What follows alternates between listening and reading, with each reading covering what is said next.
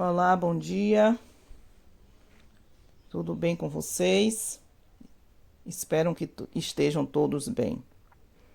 Vamos seguir aqui com nossa aula de História, capítulo 3, que se inicia na página 100, atividade na página 109. É necessário que vocês leiam todo o capítulo antes de responder a atividade, para que vocês possam compreender e interpretar os textos, ok? Qualquer dúvida, vocês podem mandar pergunta no grupo que eu respondo. Expansão comercial europeia. Esse é o capítulo 3.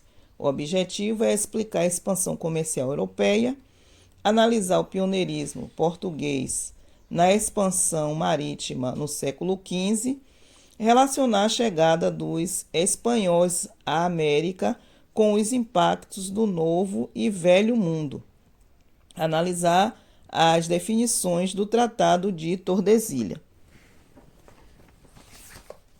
Vamos lá. Eu vou enfatizar para vocês o pressuposto de que determinaram que Portugal fosse o primeiro estado a realizar a expansão marítima no século XV, destacando os aspectos políticos, centralização do poder na figura do rei, e econômico, incentivo financeiro da burguesia. É importante sintetizar que esses aspectos não foram os únicos, pois vários fatores culturais e sociais haviam se consolidado naquele momento, como o impacto cruzadista da nobreza, apoiado pela Igreja, e a necessidade de expandir o território, expulsando os árabes da região. Ao longo dos séculos, as expedições marítimas se tornaram muito frequentes. À medida que as rotas comerciais foram ampliadas e os riscos no mar, piratas, e condições dos navios, bem como nos entrepostos comerciais, foram aumentados. Ressalto também que a solução criada com o tempo foi a formação de grupos detentores de capitais que pudessem investir em tais expedições, obtendo lucro, Então, a expansão marítima do século XV foi dominada pelos portugueses, que eram financiados por burgueses que se interessavam por descobrir novas terras para obter lucros.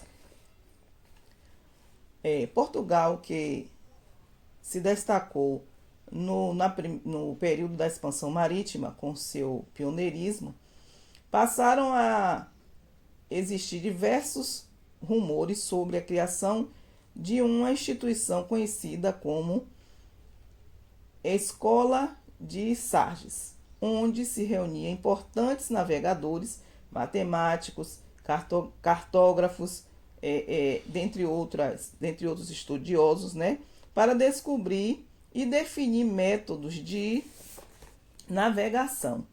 Não se sabe ao certo se ela realmente existiu, pois as opiniões são divergentes, mas entre os relatos é mencionado que seu fundador foi o infante Dom Henrique e que entre seus frequentadores estavam Cristóvão Colombo e Bartolomeu Dias e Vasco da Gama, que nós sabemos que são excelentes navegadores, No final do século XV, Portugal atingiu um dos mais elevados feitos náuticos para a época.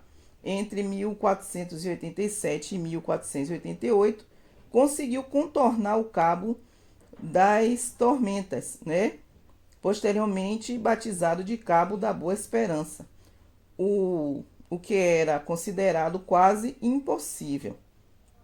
Essa façanha libertou o país das dependências de mercadores do mar Mediterrâneo, que todas as vezes que eles precisavam cruzar o mar Mediterrâneo, eles tinham que pagar, por essa passagem, era necessário uma autorização para passagem deles quando eles se lançavam ao mar.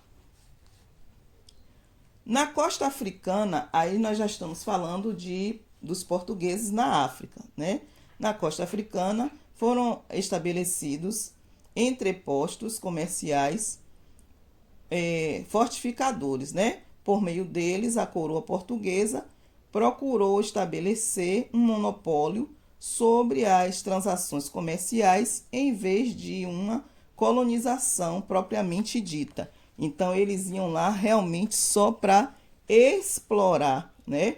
Para transportar as riquezas para a Europa, não necessariamente uma colonização de povoamento, nem um retorno das riquezas que eles extraíam da África. Não havia um retorno para a própria África, né? Era só uma questão de exploração. A presença portuguesa era forte em muitas partes do Oriente e missionários da campanha de Jesus foram enviados com o intuito de disseminar a fé cristã e o modo de vida europeu nessas regiões. Veja bem, os resultados da empreitada ao Oriente revelaram durante séculos que Portugal conseguiu realmente, né, colocar no Oriente Médio alguns costumes católicos, né? Esses costumes se misturaram às religiões da China, né?